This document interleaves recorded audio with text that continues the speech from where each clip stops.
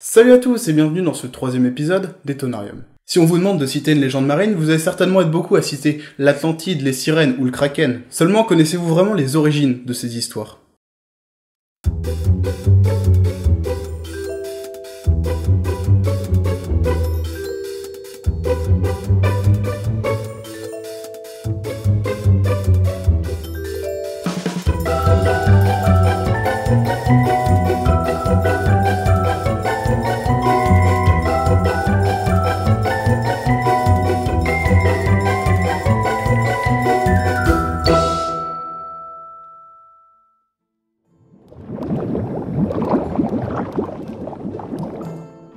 Au sein d'un équipage de la marine nationale, le matelot se distingue par un pompon rouge perché sur son béret. Communément appelé Bashi au sein de l'institution, derrière cette simple houppette rouge se cache une légende populaire. Il se dit qu'en 1958, lors d'une visite de l'impératrice Eugénie sur un navire au port de Brest, un marin se serait violemment heurté le sommet du crâne au plafond de la coursive. L'impératrice lui aurait offert son mouchoir en guise de pansement, tachant le tissu de sang. C'est en mémoire du geste de la souveraine, de la trace rouge nichée sur la tête de ce marin, que le fameux pompon que nous connaissons fera maintenant partie de la coiffure du matelot. D'après la superstition, tout le monde peut toucher avec l'index gauche le pompon, pour acquérir 24 heures de chance, à condition que le marin ne s'en aperçoive pas. Si le marin se rend compte qu'une fille a réussi à toucher son pompon, il lui réclame un baiser en gage. Si dans une même journée on arrive à toucher 3 pompons, cela équivaut à 3 semaines de chance.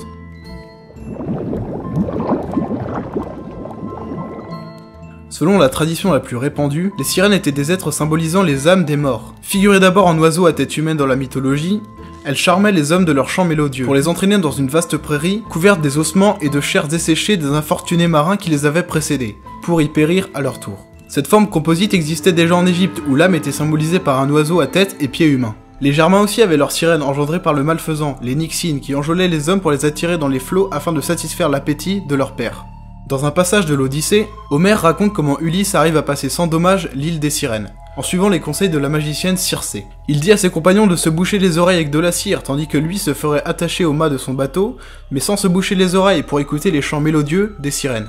Ce n'est qu'à partir du Moyen-Âge, sans doute au contact des légendes nordiques, qu'elles furent représentées en femmes à queue de poisson. Pour la plupart, les sirènes ne sont qu'un mythe ou une légende, mais peut-on ignorer les différents témoignages qui peuvent parfois nous laisser perplexes ? Comme ce 5 janvier 1900, Alex Gunn, honorable propriétaire, se promène le long de la mer, environ 5 km au sud de Sandwood Bay dans les Highlands d'Écosse. Lorsqu'il aperçoit ce qu'il a pris d'abord pour une femme assise sur une saillie rocheuse, à 2 mètres à peine de distance. À sa grande stupéfaction, il découvre une queue de poisson suspendue sur le rebord rocheux et en conclut qu'il s'agit d'une sirène. À partir de ce jour et jusqu'à sa mort en 1944, Alex Gunn demeure inflexible sur ce qu'il a vu et affirme qu'il ne s'agissait pas d'un phoque mais d'une véritable sirène.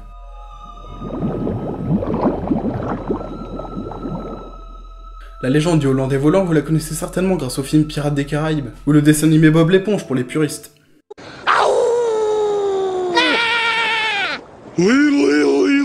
Pourtant, rien à voir à l'origine avec un pirate à tête de poulpe.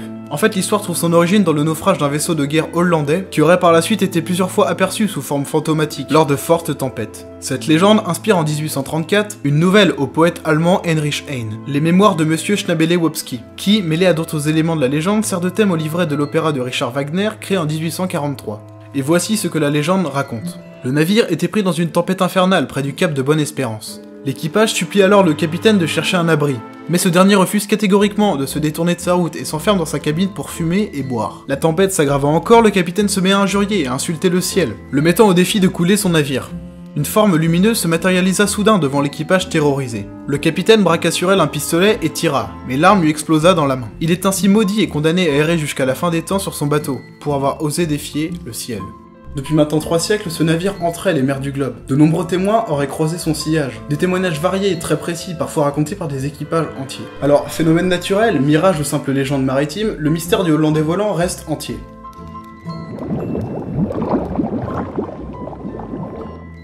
Dans le folklore des pays scandinaves, le kraken est un monstre gigantesque, muni d'une dizaine ou d'une centaine de cornes pouvant atteindre la taille d'un mât de navire. L'anatomie du kraken n'est pas précisée, on sait juste qu'il est plutôt rond, aplati et muni de nombreux bras. Ce n'est que bien plus tard, à partir du XVIIIe siècle, que la représentation du kraken se figera définitivement sous la forme d'une pieuvre géante, naufrageuse de navires. À la différence du mythe traditionnel qui décrit le kraken comme une créature plutôt pacifique et dont la nature reste indistincte, l'imaginaire moderne a fait du kraken une créature maléfique, qui s'empare des navires pour les faire sombrer et qui dévore impitoyablement les marins. Il est presque systématiquement représenté sous la forme d'un poulpe ou d'un calamar géant. Il est possible que le mythe ait inspiré des auteurs comme Jules Verne pour 20 milieux sous les mers, ou Lovecraft dans le mythe de Cthulhu. On retrouve également la créature au cinéma dans Pirates des Caraïbes encore une fois, ou dans Le Seigneur des Anneaux, la communauté de l'anneau. Et Tolkien lui donne le nom de guetteur de l'eau. Cependant, le monstre joue symboliquement le rôle de gardien de la porte de Durin, empêchant les héros de pénétrer dans les mines de la Moria, ce qui le distingue du rôle classique du Kraken. Le mythe du monstre marin si grand qu'on le compare à une île a de tout temps été colporté par les navigateurs et les gens de la mer, et ce, dans de nombreuses cultures. Le Kraken ancien est clairement une légende de ce type. Ce ne serait qu'après la découverte du calamar géant en 1858 que les peintres et écrivains auraient donné au Kraken l'apparence définitive d'un céphalopode.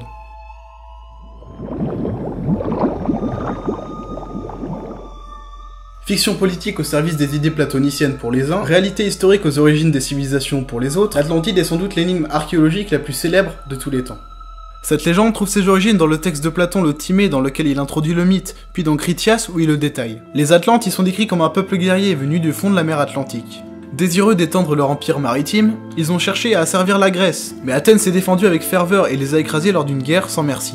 Peu après, en l'espace d'un jour et d'une nuit, un tremblement de terre et des inondations extraordinaires ont englouti l'île de l'Atlantide qui est disparue à jamais. Le mythe de l'Atlantide est également associé au déluge de l'Ancien Testament. Les hommes, pécheurs et décadents, ont été punis par un dieu vengeur, qui annonce dans la Bible qu'il va faire pleuvoir sur la terre 40 jours et 40 nuits pour exterminer les créatures qu'il a créées. Deux versions d'une même histoire, l'Atlantide et le déluge se réfèrent au mythe quasi universel d'une destruction divine à la suite d'une faute commise par l'homme. Dans un cadre plus moderne, l'Atlantide est perçue comme une vision de l'Eldorado. Si les philosophes doutent, les rêveurs quant à eux se plaisent à imaginer que tout est réel dans le récit de Platon. L'idée qu'un Eldorado puisse exister a toujours fait recette.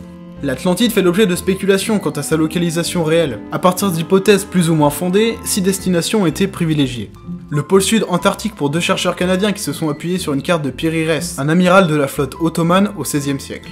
La région des pays nordiques. En effet, les Atlantes ont été associés au peuple guerrier du nord de l'Europe par Strabon, un géographe grec du début de l'ère chrétienne. L'océan Atlantique, l'Atlantide sera un continent disparu au milieu de l'océan. D'après le conquistador Ovidio, Christophe Colomb a découvert l'Amérique en cherchant au milieu de l'océan Atlantique les Hespérides, jardins des délices parfois associés à l'Atlantide. La Méditerranée, et plus particulièrement la Chypre ou la Crète, suite à des fouilles archéologiques en 1930 par Marinatos, et en 2004 par l'équipe de Robert Sarmast. Les environs du détroit de Gibraltar pour Platon qui situe l'Atlantide au large des colonnes d'Hercule, et enfin l'Atlas nord-africain. Car généralement recherché au fond de la mer, les Atlantes ont également été assimilés aux habitants de la région libyenne, peu avant Platon par l'historien et géographe Hérodote. D'autres traditions ou légendes de toutes cultures confondues évoquent des grandes cités ou des îles disparues, comme la Lémurie ou la théorie du continent perdu de Mu. Censé se trouver dans l'océan Indien, certains voient en Mu l'original jardin d'Éden. Aucune n'a cependant suscité autant de fascination que l'Atlantide. Le mot de la fin, le mot de la fin, le mot de la fin, oh, oh, oh, oh, et voici le mot de la fin.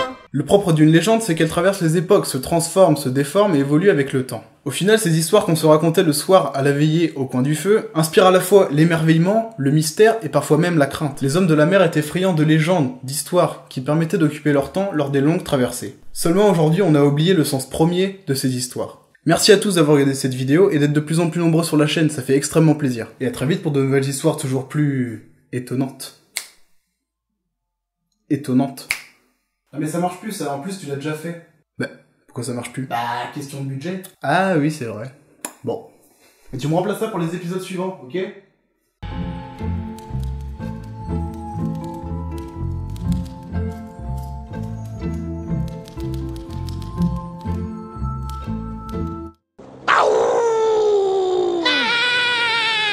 Oui,